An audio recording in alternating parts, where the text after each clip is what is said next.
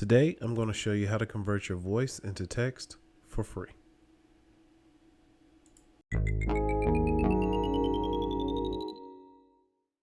So in order to actually convert your voice into text, what you want to do is open up Google Docs in a Chrome browser, go to Tools, and come down to voice typing or Control-Shift-S on a Windows PC.